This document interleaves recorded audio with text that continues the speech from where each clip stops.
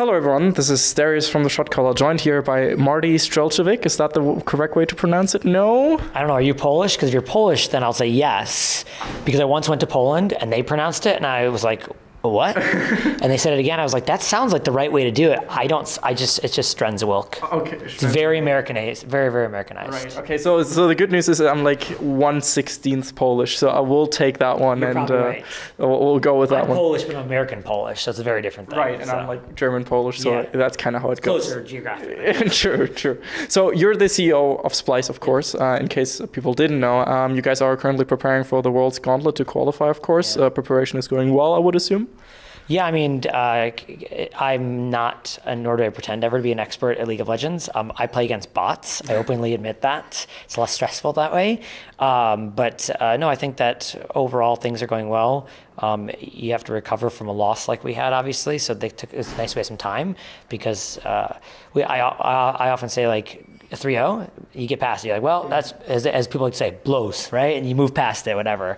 But when you lose in a game 5, it was so tight, you had so many opportunities to win, that's a lot harder to get past. So I think first was getting past that, and now some really good practice and preparing for a slightly different meta, right? It was the very first games on the patch when we went, and now it's, people are playing quite a bit. It's being played in finals, so we have some time to figure some things out. So looking up your history and all that kind of stuff, the first thing that comes up when you put in Marty Splyce is an announcement video of you on Twitter saying that you disbanded the CSGO team, essentially, that Splyce disbanded the CSGO team. In it, you say that League will be a core drive of the Splyce brand, and therefore you try to essentially reallocate resources previously with the CSGO team into the League team and stuff like that. Very simple question: what happens if Splyce doesn't get into the ULCS partnership system? I mean, that's any business opportunity, right? So whether it's us launching a new division, getting in a game, going for a sponsorship, getting a new partner for our content company, they all have kind of pluses and minuses of acceptance versus non-acceptance. There's no pre-planning to be done of not being accepted, because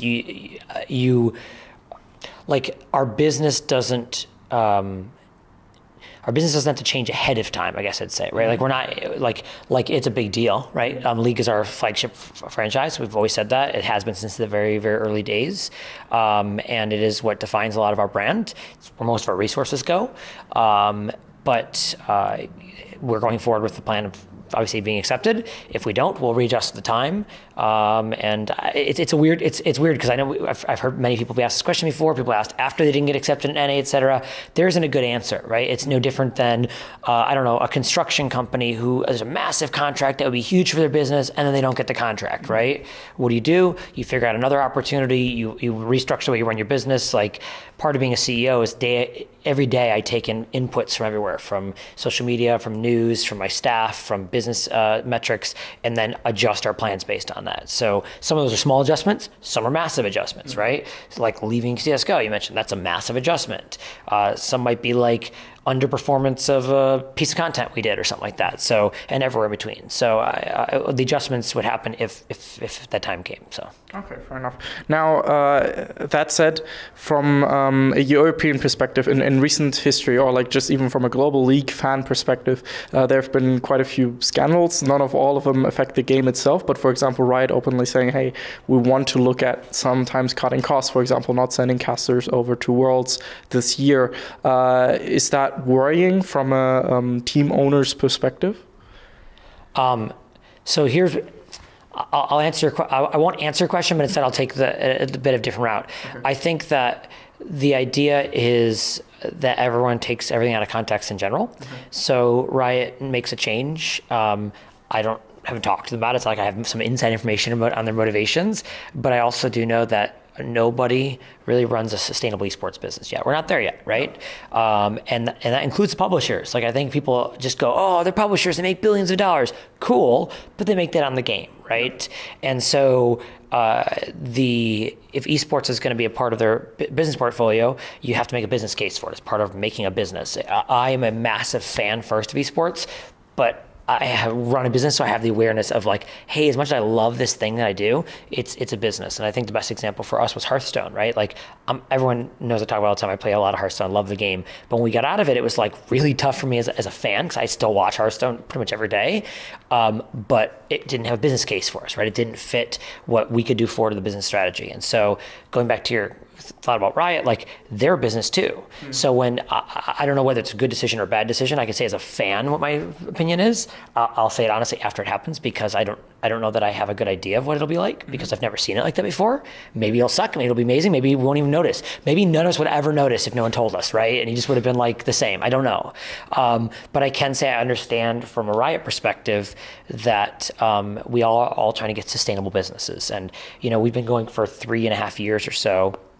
And we're looking now at, in the last year even, at like, okay, what businesses are going to take us into the future, and which ones were really good when we were like starting out and aren't necessarily like the future. And CSGO is a good example, right? Maybe it will be someday, but right now the cost structure doesn't fit building towards a sustainable business. So that's my answer. Is not I don't know if it's a right or wrong move. I'm not upset about it. I'm not worried about it as far as like, oh, is Riot out making money? I thought it was hilarious that everyone's immediate reaction is Riot's going broke. They can't afford it. I'm like, I don't think it's about how they can afford it. It's no different than any tournament organizer making a budget for an event and deciding how much they're willing to lose, how much they want to gain towards sustainability. So. Right. Okay. So yeah, business decision essentially. Yeah. I mean, just like anything else, right? So if you're going to go to the 40,000 person stadium, or everyone wants to go, oh, well, in Miami, they went to a smaller venue. That must mean they have no money.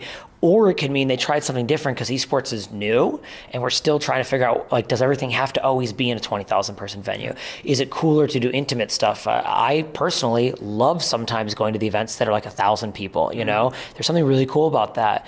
Off camera, we were just talking about Birmingham for Call of Duty. There are about 3,000 people there. People were like, oh, that's so small. I'm like, no, and the venue was actually perfect. It was really awesome. The crowd was amazing.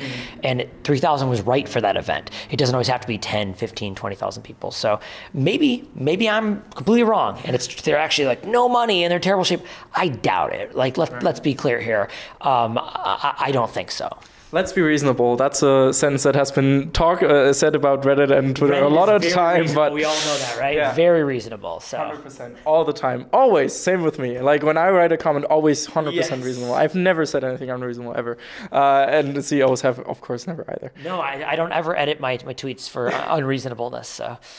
Right. Okay, so let's talk about Splyce as a brand, because one thing that has always interested me, Splyce has been continuously, even though you guys are an American-owned org and located originally in America, you guys have a European League of Legends team, a European COD team, and those two, I would say, are the strongest two brands of Splyce. So why kind of the focus, the dip into all the way over the ocean, the pit, into Europe? Sure. So I get asked a lot, like, why are we in Europe? In fact, some people think we're a European org. Yeah. I don't think it matters, I guess the point. So I have this weird belief that the Atlantic Ocean doesn't exist in esports. And what I mean by that is not that there isn't great E versus NA rivalry and that we have like Rift Rivals is really cool, et cetera. But we see it in our fans all the time that North America and Europe are both, for all the languages that are in Europe, English is the one that's spoken the most, right? Same in North America. Despite all the Spanish-speaking population, which is really big, English is still spoken the most. So that, at the end of the day, from a content perspective, unites the two regions. It also unites Australia in a lot of ways, being where they are. And so what we see is a ton of fans from Australia, North America, and Europe. So from a perspective of like at the time when we had a Counter-Strike team, Warcraft team, Smash team, Hearthstone team, I think that's where we were at that point. We might have had one more. It was a long time ago. League of Legends was coming up, and we went, well, wouldn't it make sense to get into Europe at this time? That opportunity was there. And when we looked at the two squads at the time, Dignitas, NA, and EU was clearly stronger too. So the idea that we could get in with a really strong team, with a really strong identity, with this Danish squad, made a lot of sense. Call of Duty was opportunistic, honestly, at the time. We looked at Call of Duty and went, wow, to make a dent in North America would be impossible. It's so owned by Optic and FaZe and Envious and all these brands that are just like iconic. But in Europe, as crazy as it sounds, there's no iconic Call of Duty brands in Europe. And I thought that was mind-blowing at the time. And if you look at it now 3 years later, we are the iconic Call of Duty brand in Europe. We won the biggest event ever won by a European team, and we've assembled the best team of all time for Europe. but the why, I guess, to go back to all that is I love when I get into a Discord chat or Twitch chat or whatever, we're watching a League of Legends match or Call of Duty or Smite or whatever, right? Halo. And the fans are from Denmark and Italy and Los Angeles and Australia. And it's like, that is so cool to me. And then, by the way, also from Russia and China and Korea, which, because we have those things too. But there is a primary, think of it as an English-speaking fan base. That's what we've really driven. Secondary, we do a lot with Spanish content as well, because Spanish is a big language in the U.S., obviously. So we have separate social accounts for that. We make some content focused on that as well. Not enough, a lot more we can do, but not enough. And we used to have a Latin American Gears of War team, which drove a lot of that. But I guess the wrap-up of all that is I don't care if someone thinks we're a European org or a North American org, because we're a Western org is what I think. And if you look at some of the other G2, Fnatic, Cloud9, it's becoming more and more common to be on both continents. You know, Cloud9 has Spitfire here, G2 has the Rocket League team in North America. You know, so it's not this crazy thing to be across the Atlantic Ocean, I guess you'd say. Right, that actually makes perfect sense. Even though, you know, there are debates about, you know, Spitfire, how European are they and stuff. We're not going to get into that. I'm just going to say Aussie, oi, oi, oi, since you mentioned Australian fans, and I love my Australian fans as well. I lived there for a while. Interestingly enough, sometimes when I talk about Splyce, people genuinely say, all right, they're a European-Danish org, right? Because of the original Danish squad and stuff. So, well, because you talk to mostly League people too. So a lot of it you have to think of is all driven by what people come in as fans of. Yeah. I mean, in Halo, we're a massive brand in the United States because we've won the last 5 events in a row. We're the world champions. Like, we're just been unstoppable for like 9 months. So that brand is very iconic in North America, right? So winning kind of sets your brand too. So to your point, Call of Duty and League is where we've won the most, but Halo's catching up to very quickly. Right. StarCraft already has. So we have an interesting brand in Korea because GSL finals are coming up and TY's in the finals again, and Stats has already won one for us. And like, I'll say it as simply as we're a 3-year-old brand. I care what we look like in 20 years rather than what we look like today, right? So in 20 years, my hope is that we are a Western brand that covers all of North America and all of Europe in a way, the way the Yankees does, or Man United does, or any of those iconic brands, the Lakers. They go way beyond not just their city limits, but their country limits. Right. Absolutely. Now, interestingly, what interests me is that the brand is essentially 3 years old, but you've already dropped in and out of quite a few titles. You know, Hearthstone, and like. So you've gotten into Rocket League, and you dropped out of CS:GO and stuff. So like, I feel like Splyce is an org that moves a lot more than other esports orgs.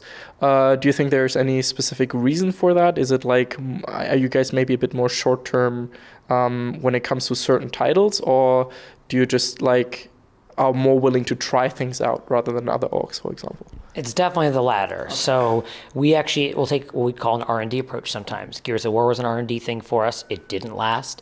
Rocket League was an R&D. It did, right? And so I like to think of it as there are games out there where Gears of War is having a resurgence. The new game came out. We're like, this seems like an opportunity. It fits with our console brand, which we didn't intend to start, but started happening through Halo and Call of Duty. So we took it. Versus Rocket League, the game was undeniable and where it was headed, and we saw an opportunity to get in with the right player and the right team for us. Sometimes it is a matter of us just getting it wrong, right? Like, I'm not gonna lie, there are times like the economics around fighting games is a good example. I love it. I love that scene. It's very tough to make it economical for a team. Okay, you pay all their travel, salaries, logistical, like nothing. There's no future revenue streams there, none. And so versus league revenue or travel being covered, et cetera. And then on top of it, how does that brand transfer to you from the player, right? FChamp is a great example of one of the best brand ambassadors I've ever had. He lived and breathed Splyce. He would wear head to toe when he'd go to tournaments. I mean, he was awesome to work with. He did 110%. I hate that phrase, but you know what I mean? Like, never was there a shortage on what he put forth. And yet still, a year later, that transference of brand wasn't there. Because at the end of the day, he's still FChamp getting on stage. He's not Splyce getting on stage, right? That's the nature of single player games. StarCraft's a little bit of a unique beast in that teams were created there, and it kind of had its own thing for a long time where teams were solely StarCraft, and it really drove that early part of the esports scene, so it works. but it's the same thing with Marvel. It's the same thing with Smash. It's the same thing with Hearthstone. Like, we just didn't see that brand transference, which might be okay if there was ways to drive revenue and ways to drive sustainability there, because the influencer side is really interesting and really awesome. Like, I love Stats and TY, for example, huge influencers in Korea, right? Like, they're very popular. They drive a great brand for us. It's the kind of image I want to have in Korea. And that's worth it. But if you don't have enough of that, because there's no travel involved with StarCraft, right? Whereas the fighting game, my God, that's twice a month you're traveling. So I went off a bit on tangent on a fighting game, but it's an example for many different games. And I think that you'll notice we slowed down a lot. Like, we haven't made a lot of changes lately. I mean, the last change, besides CSGO, I mean, it's been a while, right? So, and CSGO again was for financial reasons. Like, we really drove for that. The game was our very first game. We pushed for a long time. We said, the sustainability is getting farther apart rather than closer, and that's the challenge, right? Salaries are driving higher, costs are driving higher, and revenue is not keeping pace at all. Partially due to it being a shooter game, which sucks. It's an awesome game, but that's the nature of the world we live in today. So, I honestly, I won't pretend we didn't make mistakes along the way, things we could have done better, things we could have gotten out earlier, or maybe just focus on less games. Because one thing we did was we were just trying to grow the brand aggressively, so getting in more games. But the approach for us going forward is definitely very focused on, it always has been on long term, but hopefully getting it right more often, knowing that the business case is there, the game is right, all those things. Sometimes still R&D, we're still doing it, but not always. Right. Seems like a very good approach. Now, this is a bit of an assumption, but from what I've been told and stuff like that, and from what I know within the esports space, a lot of teams still rely on, external funding. So like getting an investor, getting a lot of money, and then essentially burning through some cash to hopefully drive revenue. And that's kind of, the startup world that we live in the similar situation. A lot of teams do. So when do you think will there be a breaking point within esports as a whole where you can realistically say, okay, within 2-3 years we will 100% actually get a stable revenue streams and that kind of stuff, so teams don't have to solely rely on investor money anymore? So the problem with that question is that all teams are different, right? Because we're not all playing baseball, we're not all playing football, right? We're playing very different variations of games. We have different assets. TSM has websites, and Team Liquid has their websites, and so there's like various ways people monetize their business. Optic FaZe have their YouTube networks that don't correlate. You can't compare. I'll use a great example. FaZe and Splyce could not be more different, right? Yet we're both prominent, huge esports organizations with revenue that's driving, et cetera. And so what I mean by that is, how do I compare FaZe's profitability versus Splyce? That'd be like comparing a car dealership and a supermarket, is the way I would say it, okay? They're both retail, they both reach out to consumers, but in very, very different ways. Their profit margins are different, et cetera. So that said, I think franchising has changed things a lot. I think the idea of being able to see stable revenue and growth over time, I think that the way that publishers we as teams are more important to publishers now, and why that is our brands have grown bigger. We're more stable. When's the last time you heard of a large org folding? It's been years, right? Like, it used to be every month, right? Another one was gone, and it's like you couldn't put a lot of brand equity in. Now you get publishers coming saying, like, we want you in our league. Look at Smite, for example, right? High Res saying, Splyce, we'd love you in our league, and we love that game. And that's a good example where the financials then back that up, right? Hey, we're willing to start doing financial incentives and things like that for all the different leagues, and it isn't just relying on the old, like, oh, you lose a sponsor, can't afford to operate anymore, right? I think that also the kind of famous, like, we have a lot of viewers, but they're not monetized well, right? It's a very small amount. That's growing, right? More monetization channels, so that it's not about getting more sponsors. It's not about getting more of the few channels we have. It's about adding more channels of monetization. So I think, like, next year, the year after, or really this year, is that it's going to blossom. The thing that holds us back, honestly, the most, now that franchising has solved kind of the revenue sharing in a lot of ways, is there's more inventory available than there is buyers, okay? So if you look at sponsorship, if a car brand comes in, they can pick from 10 different places. If in football, if a car brand comes in, they're fighting with other car brands to get that inventory. It's the opposite. So Lagardère, who does our sales over here, will tell you in football, they'll have a betting company, a bunch of betting companies, and let's say there's 10 betting companies and 4 slots. And so they can perfectly figure out what the right place is with the right reach and et cetera. It's the opposite in esports. They have one betting company and 10 teams that want it, right? So that changes the dynamic of the cost structure of your ability to monetize. So that's a huge moment. I mean, every sport has massive amounts of its revenue from sponsorship in a stable way, right? Because the inventory is lower than the demand. So we are, I think, very close to that profitability thing. We've done a lot of work on not just competitive, but growing revenue over time, because we want to be sustainable. So we're not relying on capital funds, but rather that we can raise because it's a choice, right? It's a new line of business, or want to expand in some way. That's the way you should do it, right? Famously in Twitch's history, for example, they were relying on funds and they figured out a way to get to profitability and then drove their own history forward, right? Because now you're not, how much money do I have left? How much further can I go? Instead, you go, aha, I can decide that I want to do this project and then raise for that project and dictate the terms because I don't have to take money in. I don't know other people's finances. I know there's teams that are profitable or were profitable and took more investment on because of new things like Overwatch League and League of Legends franchising. But certainly not everyone is on that path. Not everyone's driving the level of revenue growth. I don't think that we are.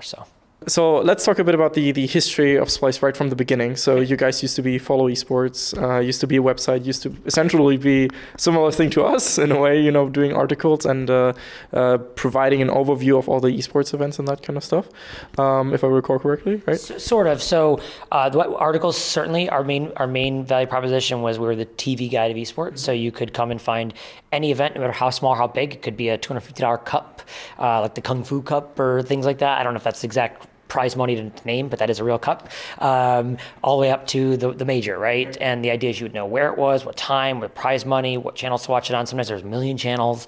If you remember 2014, 2015, I mean, it was a mess, right? It didn't even have to be about multiple platforms. It could all be on Twitch, but it was all over Twitch, right?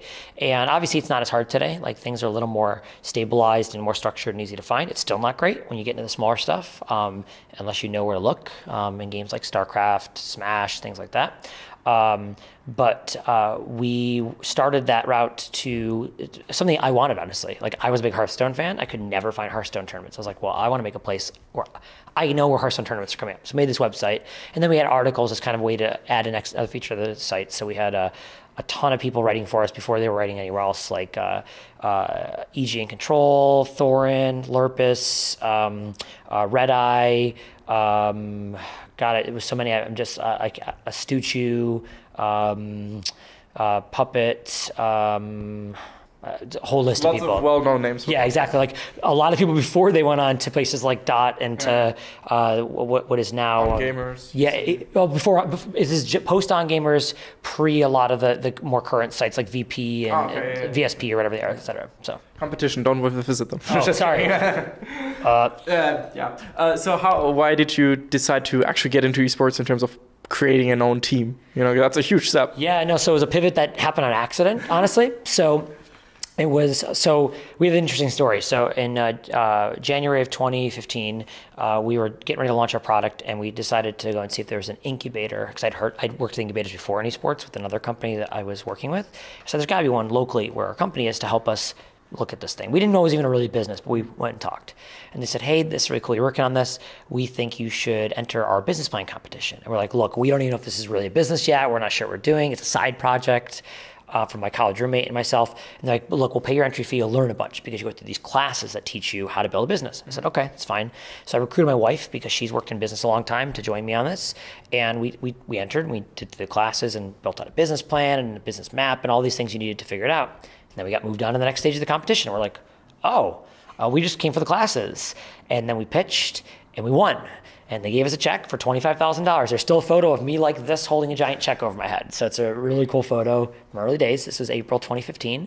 And we're like, okay, we have 25 grand, and we paid our developer, and we paid some advertising. All of a sudden, we had, like $17,000 left or something like that. And we were running Facebook ads and Twitter ads and Reddit ads. And we started sponsoring some small tournaments like GCD TV, which did World of Warcraft, and a show match called CS Select for Counter-Strike and things like that. This is early Counter-Strike of where it is today, obviously for CSGO, and not for previous titles, obviously. And the guy who ran CS Select and I were talking one day, I was considering sponsoring a pro team in League of Legends. And I was like, wow, it would take all of our money. Like, it would just be gone if there's one thing. I wonder if the return would be there. I couldn't figure it out. I was like, I could see the value, huge viewership. People are going to see our brand. And he goes, you should get a team. And I was like, what do you mean? He's like, you should go get a team. I was like, I don't understand what that means. He's like, go get a Counter-Strike team, name them, follow esports.com, and there you go. And it's gonna be cheaper, and you'll get the advantages of it's like the main title rather than just a sponsor, etc. I was like, huh. Maybe that isn't that crazy. And he's like, well, look, Kingwin did it. And I was like, you're right, they did. The Kingwin, they didn't even call it the Kingwin Counter-Strike team. They called it the Kingwin.net Counter. They just like, so pure sellout, right? Just like, go to our website. So like, okay. So we went to the ESL, it wasn't even ESL Pro League yet. It was, it's called ESEA back then, So ESEA Pro, and found the NA rankings and the bottom teams. We figured that's probably the least expensive. We had a lot of money, and we went to them and said, would you be interested in being sponsored by us? And it was crazy, is if you looked at the names of the teams back then, besides like Cloud9 and CLG, it was like sponsorless and orgless and sponsor us. Like, you didn't have to go buy a team or things like that back then. So we talked to them. They were called SKDC, SapphireKelowna.com. Famously, a player named Ocean, who lives in Western Canada. It was a nightclub in his area, who they paid for their team entry fees, which is like $400 in exchange for being the name of their team. So that was early esports, right? And we negotiated salaries, and they were interested in joining us. And I had an investor at the time who was pretty interested. He was a consumer of Twitch, so he like understood this more than any other investor. He'd seen us win the competition. He was really interested, and I said, this opportunity to get this team, we need a small amount of money. It was just thousands of dollars. It wasn't like millions or anything like that, to make this viable, because we have a chunk of money in the bank. We need a little more. And I explained the business plan for it, et cetera, et cetera. He goes, let me think about it overnight. I'll get back to you. And the next day he called me back and he said, I'll do it. I'll write you the check. And I was like, wow, this guy's gonna write us a check. He's our very first investor. This is August 2015. Went back to the Counter-Strike team, said, let's sign some contracts. So I signed that Counter-Strike team, and we called it followesports.com. And it was crazy. Like, we were an esports team, and it was purely to drive website traffic and things like that. And people started to get to know us, but we're like, wow, this is actually a whole different business for us. We're all big World of Warcraft players, so I'm called Laser Chicken. Like, a lot of us come from that scene, and we're like, what if we got a Warcraft team? So like, great, we're gonna get a Warcraft team. So I got a World of Warcraft team. And then Smash Brothers was just on the verge of blowing up at that point, like really to that pinnacle where it was getting the 100,000 concurrent views and stuff like that. So we picked a couple Smash players up, and we started to go, wait a minute, maybe this is the business. We're starting to sell sponsorship next to our name on the t-shirt, and like, we had actual sponsors. Our very first sponsor, I'll never forget, was a website called CS Gopher, which was I think it was for finding Counter-Strike statistics. We were main Counter-Strike brand, of course. And we made the pivot finally when we got into League of Legends. That was our big point, where like, it's time for us to really think about this as the main business. And so we shut down the website and went forward, and I don't regret it at all. We still don't have that feature in esports, believe it or not, a place to go find out what's on. It's hard to monetize a business like that. That's just for that, because how long do you spend on the website? You find what you want to watch and you leave, But yeah, so it's a long, complicated story. But what's interesting about it is that sometimes you're offered a natural pivot, I guess, as a startup, right? And you go, oh, that's really like, if I take that, I'm giving up on something. The whole reason I started the company in the first place, right? But I'm really glad we did, and I'm really like, it was the best decision we made as far as being a startup. So. The Shotcaller net's coming in 2020, because our website is the shotcaller.net, so I'll call them the Shotcaller nets. Nice. It's a good one. What game do you think you guys are going to be in? Franchise League of Legends? Yeah, franchise League of Legends, clearly, of course. Overwatch League, obviously. There's so much European space. So cheap as well, Let's Smash Ultimate. I'm really hyped about that one. So yeah, all the good ones. Net. I like it. Shotcaller nets, and it's going to be like a net logo and stuff like that. Oh, jeez. The cheese is real. I wonder whether we're going to see such Cinderella stories in the future, though, because I feel like it's the time for that is like past that. No different than social networks, right? Like we passed that. There, you don't see a lot of social networks popping up anymore, exactly. right? So, and even the ones that try and get some traction still die down. You know, it's like so hard. Yeah, I saw like Gastodon trying, then like this right-wing thing, Gap, trying their stuff, but I think that died down as well. Yeah, very, very interesting. Anyway, okay, so I think at one point we need to cut it down a little, because I think that this has been going on for 30 minutes. Sure. But I'm sure there are a lot of Splyce fans amongst our subscribers and our personal fans. They really like Kasing and Xerxes Kobe, Otowamna, and Nizki as well, of course. I still have to play him in FIFA, by the way. Nice. I heard he's really good. I don't dare play them in any game, so. Not even checkers? No. Chess? They're better than me at every game, let's be honest. Right, probably. Maybe not Hearthstone. So I've tried, here's what I know. I used to play foosball a lot as a kid, like a lot. So to college I played football or like the foosball? Oh, okay. Yeah, sorry, the turntable. I mean, a lot. And we went to Rift Rivals and they had a table there and I was like, let's go. And I got destroyed by everyone that stepped up, everybody. And I was like, I've played like a decade of this game. It wasn't even close. Jesus, okay, that's... They're just good at every game. They really are, so... They're just like super geniuses, man. Superhuman. 200 IQ, plays, not even just in League. 4D chess or whatever you call it. So. 4D chess as well. Anything you would like to say to the Splyce fans, young and old, fresh and new, old and new, and stuff like that? Well, League, I have a lot of League fans, so I'll say that... I know this year is always challenging, the first year of a new squad. I think we accomplished a lot in finding some core synergies and building up team chemistry, long-term coaching staff. We've already re-signed some of them to come back, and we're finishing that up right now. And so you should look forward to an even exciting second year and hopefully third year as we, from that specific grouping, it's hard to start over, right? It's hard to cut the entire squad and new coaches and basically start from scratch, but I'm really excited about what we've accomplished this year. Hopefully you are too. If you're not, tweet at me. You guys all do anyway, so... And you guys kept Kobe, and I think he's one of the best 80s in the league, so I think that was a good decision. He's awesome. He is really awesome. He made the Shotcaller Team of the Week multiple times. I saw that. Yeah, nice. I think you even retweeted it once. I might have, yeah. Very good, very good, very good CEO. I like to see that. Free promotion. Thank you. If you want to make sure to tweet at Marty, it's Laser Chicken still on Twitter? All Z's, no S's. Laser with a Z, chicken with ZZZ at the end. So if you type in LAZER chicken, you'll find me. So should be manageable. I think you're verified. There is. I am. There is another Laser Chicken though, who actually won BlizzCon. So people think I'm him sometimes. He's actually good at World of Warcraft. I am actually not. I just loved World of Warcraft for many, many years. Right. Don't mix us up. He is far superior in the gameplay category. So right. Okay. So what's like your take on the current World of Warcraft expansion? I haven't touched it. I'm terrified to. Good. I have three kids. I have a business to run. I'm either all in or not, so I'm not going to be getting in. So very good decision. I agree. I've never touched World of Warcraft for that specific reason. We got businesses to run and stuff like that. Everyone says it's amazing though, but I can't play it. So. Yeah, I don't know. It's just like not my thing. Western fantasy is just not my thing. Maybe Japanese MMO, I can see that. Anthem, I'm excited for. We'll see. We'll see. Sci-fi is cool. Anyway, thank you very much for your time. It was very enjoyable. Make sure to follow him on Twitter and of course all the Splyce platforms on YouTube as well.